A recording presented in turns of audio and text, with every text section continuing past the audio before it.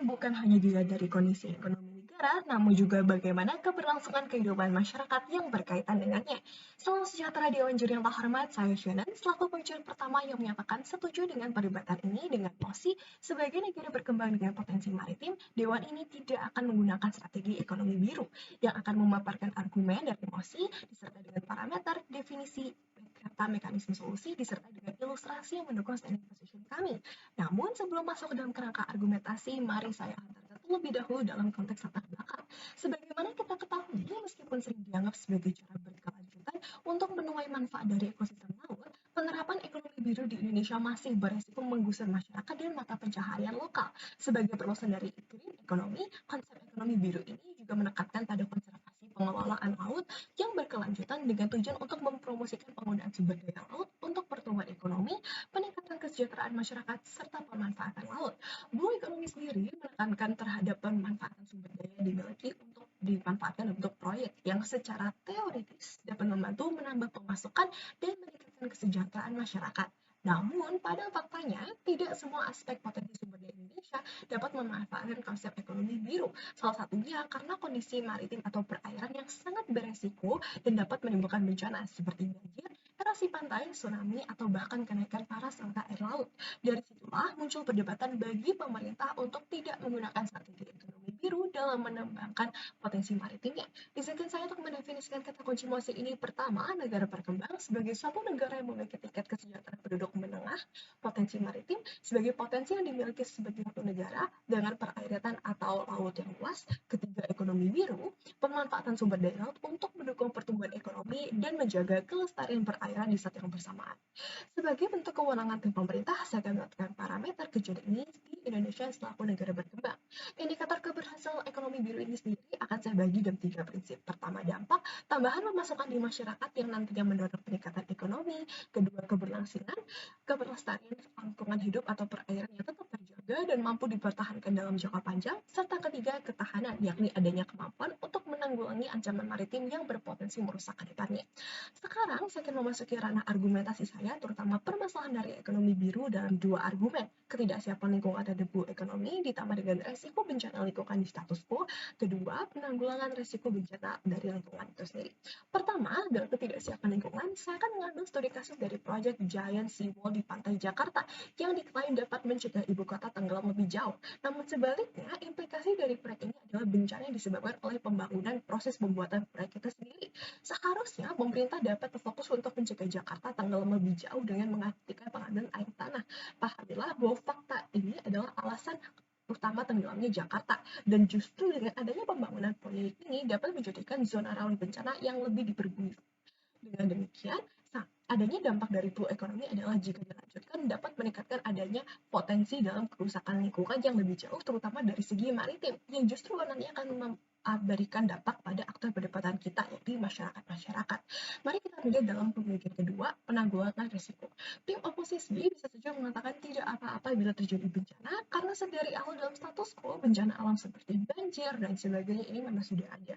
Kami meyakini bahwa argumen ini tetap tidak valid karena yang kami fokuskan bukan sekadar kejadiannya, namun kami memfokuskan perhatian debat ini dalam kesiapan masyarakat ataupun aktor lain dalam perdebatan yang terkena dampak ini. Dalam konteks ini, saya akan membawakan dalam 3 layer. Pertama, efisiensi, ketangkapan menghadapi bencana, serta ketiga adalah bencana jangka panjang.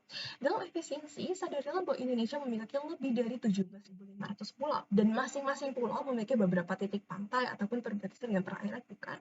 Berbanding lurus dengan hal tersebut, tentunya adanya jumlah dari Blue Economic Project serta potensi bencana maritim Indonesia juga akan semakin banyak. Sekalipun tim oposisi hendak memproposalkan adanya tim bantuan cepat tanggap yang dapat disediakan pemerintah, kami melihat hal tersebut tetap tidak proporsional dalam status quo, dan nantinya sisi mereka harus dapat membuktikan kepada Anda visibilitas dan akuntabilitas dari solusi mereka. Karena jelas dibutuhkan lebih banyak sumber daya persiapan untuk membuat proyek ekonomi serta penanggulangan bencana. Kedua, ketanggapan menghadapi bencana. Sadarilah bahwa dengan 17.000 pulau tersebut, tidak semua kemajuan iptek sudah tercapai di setiap daerah. Melihat fakta pertama, ini adalah negara berkembang dengan taraf kehidupan masyarakat yang masih menengah, serta kedua, terdapat sentralisasi iptek di daerah tertentu, contohnya Pulau Jawa. Bagaimana dengan Pulau Indonesia yang cukup terpencil dan juga rawan akses terhadap internet, ataupun hal lainnya yang dapat digunakan untuk meminta bala bantuan ketika terjadi bencana ataupun pembangunan proyek. Hal ini menunjukkan adanya tidak ada peningkatan dalam mobilitas warga, bukan? Ketiga, dalam rencana jangka panjang, pahami bahwa bencana ini membutuhkan beberapa waktu atau momen untuk pulih, dan hal ini jelas memberi dampak terhadap aktor perdebatan maupun blue economy itu sendiri. Lantas, dalam konsep ini, blue economy sudah tidak dapat digunakan lagi. Saya juga akan menggambarkan ilustrasi dampak blue economy sebagai proposal tim oposisi membaginya dalam 4 layer. Pertama, kestabilan ekosistem, kedua, penawaran permintaan, ketiga, restrukturisasi, serta keempat, dampak terhadap aktor perdebatan. Pertama, pahamilah bahwa bencana maritim yang terjadi dapat menimbulkan ekosistem perairan yang juga tidak stabil. Contohnya, ikan-ikan yang mati akibat adanya perubahan yang cukup drastis dalam lingkungan itu sendiri. Hal ini pada nantinya akan mempengaruhi mata pencaharian nelayan ataupun sesimpel warga-warga yang memenuhi pangan sehari-harinya dengan menangkap ikan laut tersebut, bukan?